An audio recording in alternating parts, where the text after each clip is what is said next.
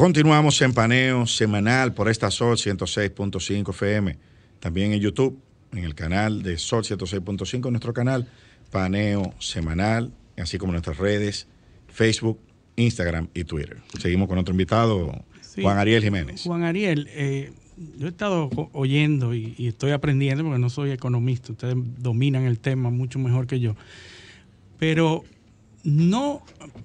Todos estos déficits que se están produciendo y toda esta deuda que está incrementando, se puede justificar por el tiempo de la pandemia. Estamos en pandemia y es difícil analizar cuánto debió haber sido, porque es una situación nueva. En una pandemia no hay nada parecido en el último siglo. Por lo tanto, cualquier mala ejecución o cualquier resultado negativo de la deuda pudiera atribuirse a la pandemia, ¿verdad? Y ahí llega la parte no definida, que no podemos cargarle el dado al gobierno porque estamos en una situación inusual, que es la pandemia. Pero parece ser que otros países están promoviendo el incremento de la deuda como solución al enfrentamiento de la pandemia. Por ejemplo, Biden está en estos momentos preparando el presupuesto récord de $6 trillones y con un déficit previsto de 1.8 trillones de dólares, incrementado. Pero con aumento de los impuestos corporativos. Pero el asunto es, con las medidas restrictivas y todo, el asunto es que Biden dice, el dinero está barato, vamos a gastarlo. Eso es lo que dijo en la última intervención. Es decir, olvídense del déficit, denle para adelante, vamos a reactivar la economía y nos olvidamos del déficit. Hasta que venga el sobrecalentamiento. Y después viene lo que vendrá. Pero bueno, guardando las distancias, Biden tiene la capacidad de imprimir dólares. Y él tiene una maquinita donde puede imprimir los dólares. Nosotros no tenemos... Su referencia a la economía global. Correcto. Entonces, parece ser que la tendencia a enfrentar la pandemia y los problemas que ella ocasionó está en el incremento del déficit y la distribución de dinero para que se ejecute. Es decir que la preocupación de que estamos aumentando nuestra deuda no debiera ser... Lo que pasa es que la deuda hay que pagarla, Luis. Bueno, en algún momento. Hay que darle sostenibilidad. Pero, ¿Tú sabes cuánto está el ingreso tributario pronosticado para este año? En 12.4% del PIB. Bueno, ahí vendrá Margarita, ¿verdad? Sí. Bueno, esa es la pasa que, a ver, yo desde el inicio, estaba todavía yo en el gobierno, he dicho política fiscal contracíclica. Lo he dicho estando en el gobierno y lo he dicho ahora que estoy en la oposición. Eso manda la teoría económica. Y eso es necesario sobre todo porque una política fiscal contracíclica ahora mismo apunta a dos cosas. Fortalecer el sistema de salud, gastar mucho en salud, pruebas, hospitales, camas, incentivo a los médicos, todo lo demás. Y sostener a las familias en ese ingreso mínimo que permite el consumo privado. Eso es. Pero también reactivar la economía. Y eso en sí reactiva la economía, porque ese, digamos, gasto en salud se va a consumo, se va a inversión y esas ayudas a la familia se va a consumo privado. Hay que gastar en infraestructura. Y eso obviamente implica déficit y el déficit implica aumento de la deuda. Eso para todos los países del mundo. Ahora, dicen popularmente, el diablo está en los detalles. Si nosotros nos fijamos en la propuesta del plan Biden, tiene un componente extremadamente agresivo en infraestructura. Claro. Biden lo que ha dicho es Keynes puro. Estados Unidos tiene un déficit de infraestructura que se viene generando desde hace décadas. O sea, sí, pero más bien el objeto no es cubrir el déficit, sino reactivar la economía. Pero a eso es que voy. Pero a eso es que voy. Miren el razonamiento del equipo económico de Biden, que por cierto a mí me parece uno de los mejores equipos económicos que se ha visto en la historia, en la historia reciente de los Estados Unidos. Ellos dicen, Estados Unidos tiene un déficit de infraestructura, hay mucha infraestructura por hacer. Estados Unidos no tiene un tren rápido, cosa que es común en Europa, en China, en Japón. Porque desde Eisenhower no se ha visto un agresivo plan de infraestructura. Segundo, estamos en un momento donde hay que reactivar la economía y el gasto en infraestructura es uno de los que tiene mayor capacidad de reactivar, que en términos un poco técnicos eso se llama multiplicador del gasto. Tercero, estamos en un momento de tasas internacionales bajas. Es el momento de financiar ese plan de infraestructura con endeudamiento. Y eso explica por qué Biden es tan agresivo en el plan de política fiscal contracíclica, pero con su plan de financiamiento bajo la manga. Que él ha dicho, es que yo lo que quiero es que se gaste en infraestructura y no que las empresas tengan una tasa de impuestos sobre la renta tan baja que se la dio Trump, que la bajó mucho. Entonces, se puede ver un plan, primero que nada, se ve un plan. Biden tiene un plan. Sí, porque no deja de tener riesgo. El principal es la inflación. Sí, a eso voy. Entonces, primero que nada, hay un plan. Y es importante que los gobiernos tengan un plan porque cuando uno se monta en un avión necesita saber hacia dónde va. No puede simplemente estar en el aire volando y ¿para dónde vamos? Luego le decimos. Aunque ahora no vuelva a ningún lado. Sí, eso está de moda. Entonces, de repente, viene por ahí. Te devuelven al mismo sitio donde saliste. Una vuelta. Sí. Entonces, peor. Claro, lo segundo, Biden apuesta a combinar la reactivación de la actualidad con la economía y a crear las condiciones para la economía del futuro. Y tercero, tiene un plan de darle sostenibilidad a la deuda. ¿Dónde viene el riesgo? Como dice José, en la inflación. Se está viendo presiones inflacionarias en los Estados Unidos. Obviamente no se puede tener el mejor de todos los mundos en los momentos difíciles. Siempre hay algo que sacrificar. Y se espera que eventualmente para finales de este año o para inicios del año que viene la política monetaria vuelva a ser un poco más agresiva, restrictiva, para controlar la presión inflacionaria, sabiendo que se va a permitir un poco más de inflación en este año. Sí, porque la inflación genera pérdida de competitividad de la economía, caída del valor del dólar, caída de las exportaciones, impacto de los ingresos reales. Exacto, impacto entonces en la actividad económica. Todo un círculo vicioso. A eso iba precisamente. Porque los pronósticos de inflación, lo que se está viendo, especialmente los commodities del sector agropecuario, es preocupante. Ya se está traduciendo, petróleo. Ya se está traduciendo en los costos locales. Está a $68 el barril para el WTI. Por ejemplo, para que tengan una idea, o nuestros oyentes. ¿Y por qué? Porque la economía norteamericana, o sea, el petróleo se incrementó en los mercados internacionales el viernes pasado, fruto de las perspectivas positivas de crecimiento económico en los Estados Unidos. O sea, ahí viene cómo se demuestra en una referencia, ¿verdad? Digamos que es real, el impacto inflacionario del crecimiento. Por ejemplo, productos esenciales como el maíz. En abril de 2020, una fanega de maíz costaba $2.02.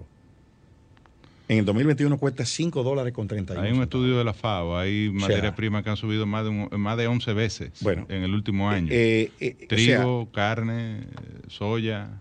La soya está a $14 la fanega. O sea, ha subido $6. Desde el 2014 no había una inflación tan elevada en la materia prima. El producto que menos ha subido es el trigo y ha subido un 20% de su valor con respecto al año pasado. Entonces, la pregunta viene en esta dirección.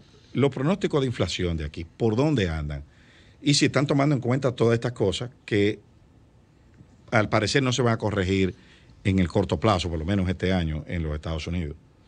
Sí, yo creo que el mundo en sentido general va a tener presiones inflacionarias este año por una combinación de cosas, aumento de los commodities agrícolas, aumento de los precios. Tú vienes de apagar la economía, de repente la enciendes. Claro. Evidente que ahí se dispara la demanda global. Y ahí pero en estos casos que están aquí, de esos tres productos que mencioné, la tendencia a la alza viene desde el 2019. O sea, venían subiendo. Sí, pero obviamente se le da un empujón adicional. Se le da un empujón. Pero si tú apagas el mundo y bajas la producción, por supuesto, y lo prende y incrementa la demanda, en lo que eso se ajusta. Se estabiliza.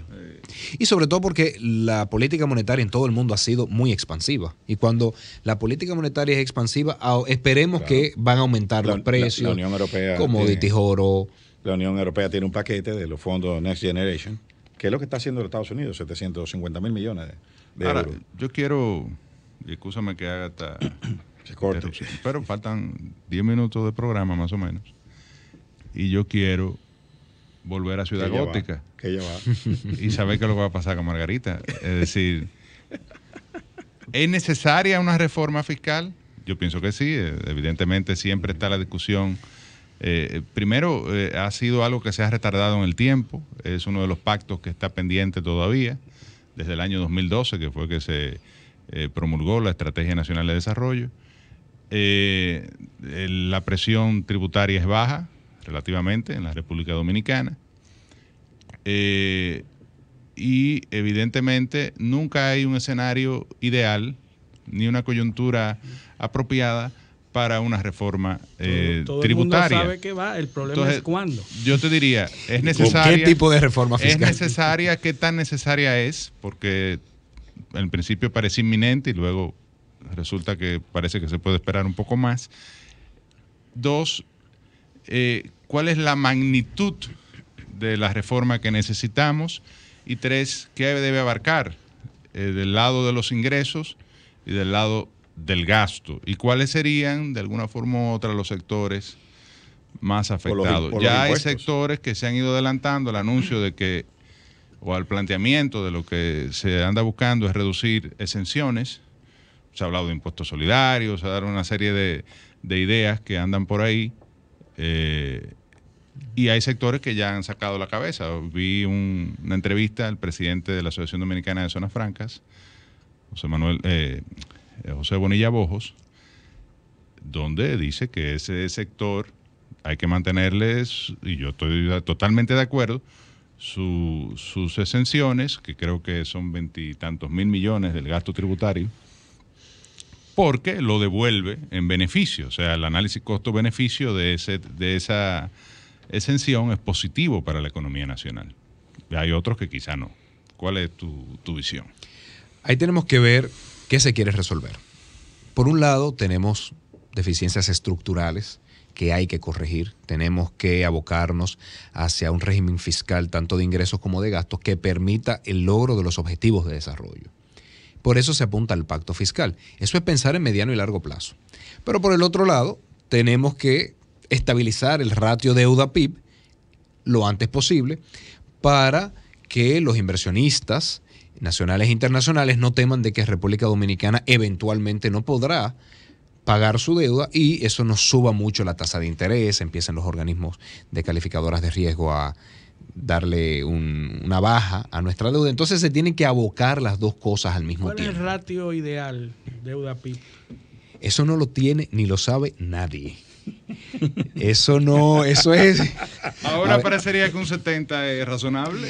Miren, para decirles algo, o sea, Japón maneja niveles de deuda PIB por encima de 100% hace muchísimos años, ha llegado a estar cerca de 180% y a nadie le preocupa en Japón. Sin embargo, España, con un ratio de deuda PIB cerca del 40%, en su momento tuvo una crisis de deuda. Entonces, eso es una lotería, eso es en qué momento quienes me prestan me cogen miedo. Eso es así, güey.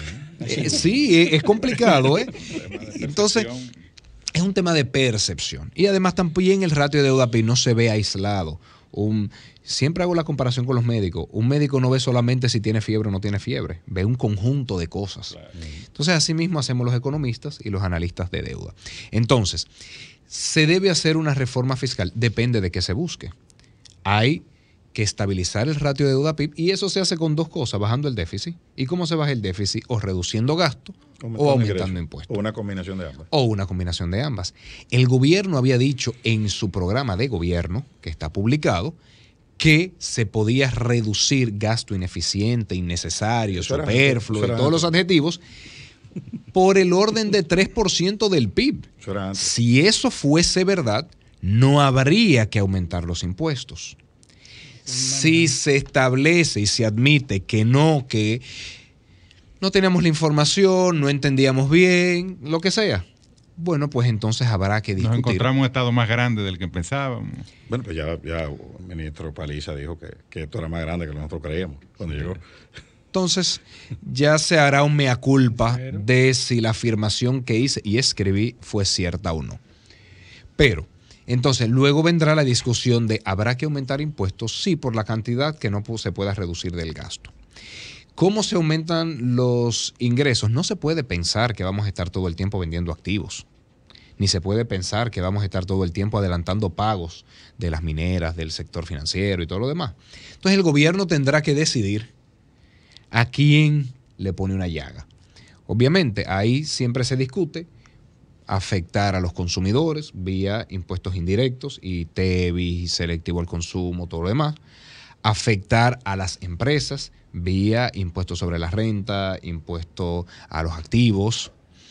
Afectar a las riquezas vía impuesto a la propiedad inmobiliaria, impuesto a las riquezas. O sea, los impuestos no le gustan a nadie y ahí se hace un análisis tanto a nadie le gustan los impuestos, pero está demostrado que los más efectivos en términos de recaudación son los más regresivos, es decir, los generalizados. Es una pena. El impuesto sobre, por ejemplo, las transacciones financieras, el impuesto sobre los combustibles, eliminación de las exenciones del ITEBI, que todo el mundo consume productos, bienes y servicios de la economía, y si no hay exenciones, pues todo el mundo va a pagar, o las exenciones son muy limitadas. Entonces, yo digamos que esos son los grandes generadores de ingresos, por lo menos en el modelo dominicano, me parece que... Y las primeras opciones también. Y el modelo latinoamericano también ha dependido mucho de estos impuestos indirectos, sobre todo al consumo. Porque es que hay muchas cosas. Uno quisiera que la reforma fiscal sea, que promueva la equidad, que sea eficiente, que sea sencilla. Sea aspiracional. Entonces, la realidad... Se quieren tantas cosas que se terminan armando unos Frankenstein bastante complicado porque a todo el mundo hay que cederle un poco. Por eso yo he dicho, siendo oposición, que vayamos sin prejuicio al diálogo del pacto fiscal. Porque he estado en el gobierno, sé lo difícil que es gobernar, sé lo difícil que es tener todos los sectores diciendo todo el mundo menos yo. Sí. Y esto es un tema país que tenemos que abordarlo de la mejor forma. Vamos a un pacto fiscal donde se nos convoque a todos y que todos vayamos con la mejor de las intenciones, porque al gobierno hay que ayudarlo. Bueno, lamentablemente se nos acabó el tiempo. Yo pienso que nos da para agradecerle a Juan Ariel. No, claro, por supuesto. ¿Qué queda tiempo para eso? Interesantísima entrevista y el haber accedido, sé que tiene labores propias de la reestructuración del partido, que estamos inmersos todos. Y agradecerte de verdad que hayas sacado el tiempo para venir a compartir con nosotros. Es un privilegio para nosotros, un privilegio tener esa mente tan brillante en este programa. Y debemos motivarlo para que venga más a menudo a hablar de eso. Invítenme. Su asiento está ahí. Así es. Y reiterar nuestra felicitación a todas las madres dominicanas que celebren su día mañana y agradecer su sintonía como cada sábado. Esperamos con el favor de Dios tenerlos el sábado próximo en otra edición de Paneo Semanal. Hasta entonces.